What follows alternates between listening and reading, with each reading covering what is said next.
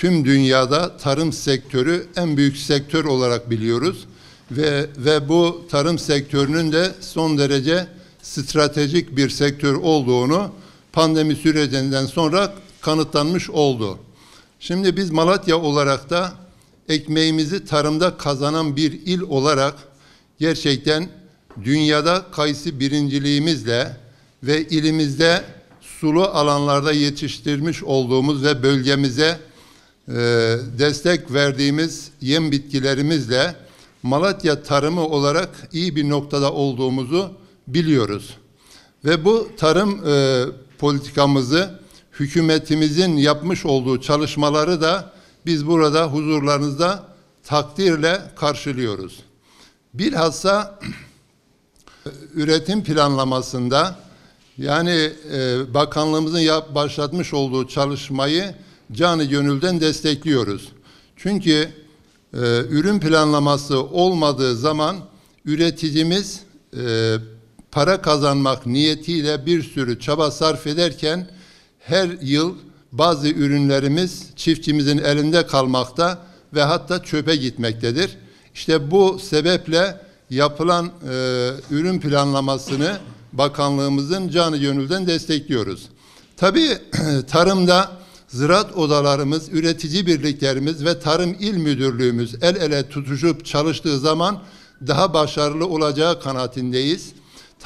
Tarımın sorunları bitmez çünkü küresel ısınma yaşıyoruz, suda sıkıntılar yaşıyoruz. Elbette ki iklim değişikliklerinden dolayı birçok sıkıntılar yaşıyoruz ama biz bunları hepsinin el birliğiyle aşılacağına inanıyoruz ve bu yönde de gayret sarf ediyoruz. Tabii Tarım Bakanlığımızın ikinci bizi memnun eden bir uygulaması çiftçi kayıt sisteminin ziraat odalarına devredilmesi.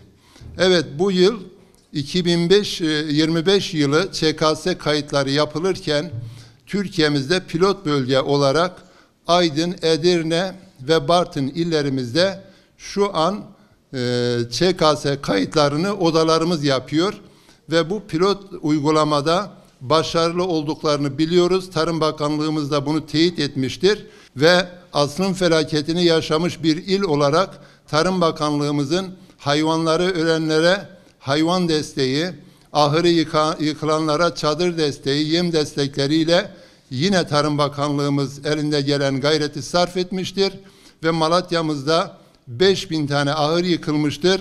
İnşallah insanların barınakları, evlerin bitmesine yaklaşıyoruz.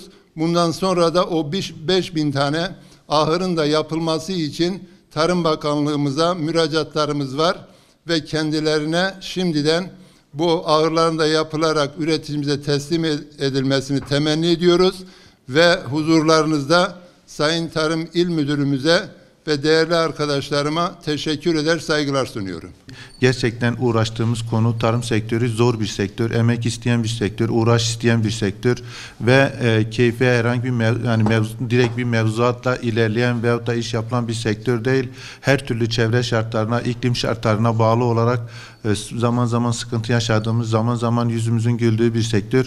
Dolayısıyla kolay olmayan bir sektörle uğraşıyoruz ve aynı zamanda bugün dünyanın en önemli, en stratejik sektörü olmazsa olmaz tarım sektörü. O yüzden de bizler bu sektörde hem ülke adına hem dünya adına hem sorumlu olduğumuz veyahut da birlikte hareket ettiğimiz ülkelerin tarımsal sektördeki gıda ihtiyacını karşılamak adına bu sektörümüzü biz ülke olarak en üst düzeyde tutma gayreti içerisinde olduğumuzu özellikle ifade edeyim.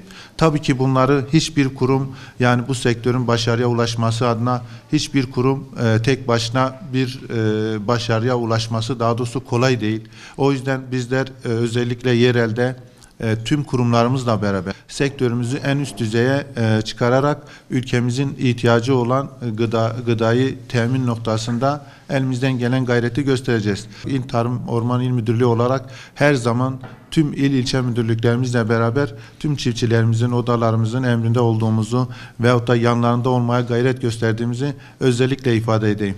Gerçekten sektör zor, girdi maliyetleri her geçen gün artıyor. Kolay değil bunları yapmak, insanları sosyal yaşamdan dolayı sektörde tutmak kolay değil. Dolayısıyla bunları sağlamak adına, insanlarımızı üretimin içerisinde sektörde tutabilmek adına, girdi maliyetlerine az da olsa katkıda bulunmak adına bakanlığımız merkezde tabii ki direkt bireysel yoğun bir şekilde desteklemeleri var. Şimdiye kadar Malatya ilinde bu Tarsim poliçeleriyle beraber yaklaşık 1 milyarın üzerinde tarımsal destek ödemesi yapıldı. Bunun yaklaşık 500 milyon küsür direkt poliçe bedeli, 500 milyona yakın da direkt tarımsal destek, işte gübre, mazot bedeli, hayvancılık destekleri, bunlara yönelik birçok ekonomik yatırımlarla ilgili desteklerimiz olsun. Bunlara yönelik desteklemelerimiz devam edecek. Tabii bu yetiyor mu? Yetmiyor. Bunun yanında bizler burada işte birliklerimizle, odalarımızla sizlerle beraber ekstra projeler üreterek çiftçilerimizin girdi maliyetlerine katkıda bulunmaya çalışıyoruz. Bu yıl işte burada yaklaşık 850 tona yakın buğday, arpa tohumlu dağıtık, fasulye, nohut tohumlu, özellikle bizim için, ülke için stratejik olan ürünlere yoğunlaşarak birçok çiftçimizin girdilerine katkıda bulunmaya çalıştık. Bunların yanında çiftçilerimizin, çünkü artık iş gücü biraz gittikçe zorlaşıyor. Şimdi sektörde insan bulmakta, genç arkadaş bulmakta da bazen güçlük çekiyoruz. O yüzden artık mekanizasyona, alet ekipman ihtiyacımız da oluyor. Bu bağlamda da çiftçimizin ihtiyacı olan, özellikle kayısıda işte kayısı silkeleme olsun, ne bileyim budama alet ekipmanları olsun, süt sağım üniteleri olsun, soğutma tankları olsun, bunlarla her zaman çiftçimize katkıda bulunmaya çalışıyoruz. Yerel finans kuruluşlarını kullanarak. Bu yıl itibariyle artık tarımsal üretimi planlanması diye bir proje başlatıldı bakanlığımız. Burada da özellikle su kısıtını, yani su durumu göz önünde alınarak bazı stratejik ürünler belirlendi. İşte yak 13 ürün artı bir ürün grubu, yem bitkileri olmak üzere 13 stratejik ürünler belirlendi. Bir temel desteğimiz olacak. Bu hemen hemen her ürüne, yani ÇKS'ye kayıtlı tüm ürünler destek alacak. Bu temel desteği alacak. Yaklaşık 244 TL. Bunun yanında da özellikle bu stratejik ürünleri eken ve havzasında bu stratejik ürünler eken ürünlere de bakanlığımız ekstra destek verdi. Aynı zamanda hayvancılıkta da buzağı destekleri, diğer kuzu destekleri kat be kat arttı. Şu anda Malatya ilimizde stratejik bir ürün olduğu için ve Malatya havzasında da bunu bakanlık desteklediği için şu anda temel desteği 317 TL. Bunun havzada yetiştirildiği için ekstra destek 317 TL, daha 634 TL direkt asgari destek veriyor. Eğer sertifikalı tohumluk ve organik gübre de kullanılması durumunda yaklaşık 807 TL biz sadece buğdaya, dekara destek veriyoruz. Bunu biraz daha böyle açıklatmak, buğday, arpa ve benzeri ürünlere 50 dekar eken bir çiftçimiz geçen yıl 9.000 TL alırken bu yıl yaklaşık 40.000 TL destek alacak. Burada özellikle tohum girdisinin karşılanması, gübrenin büyük bir kısmının karşılanması adına büyük bir katkı olduğunu düşünüyorum. Hakeza hayvancılıkta da yine kuzu desteğimiz, arı desteğimiz kat be kat arttı. Sadece buzağdan bahsetmek istiyorum. Geçen yıl 750 TL ve tüm şartları yerine getiren bir çiftçimiz tümden 2000 TL destek alıyordu. Ama bu yıl işte temel destek 1000 lira, ekstra destekler ve aile işletmesi olması halinde ekstra destek ve şu anda geçen yıl toplam 2000'dayken bu yıl 5700 TL bir buzağa destek veriyoruz. Tabii destekler çok önemli ama ben her zaman da ifade ediyorum, tarım sektörü zordur. Kolay değil, emek istiyor, uğraş istiyor, alın teri istiyor. Ne versek gazdır.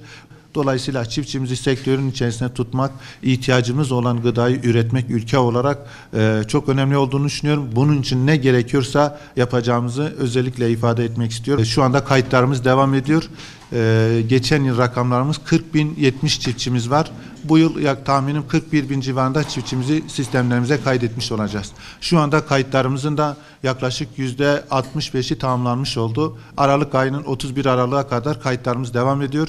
Bu sizlerin vasıtasıyla da bunda çiftçilerimizin bu konuda duyarlı davranarak gelip kayıtlarını, işte Ziraat Odası'ndaki kayıtlarını bizim il ilçe müdürlüklerimize başvurarak kayıtlarını tamamlamalarını bekliyoruz inşallah.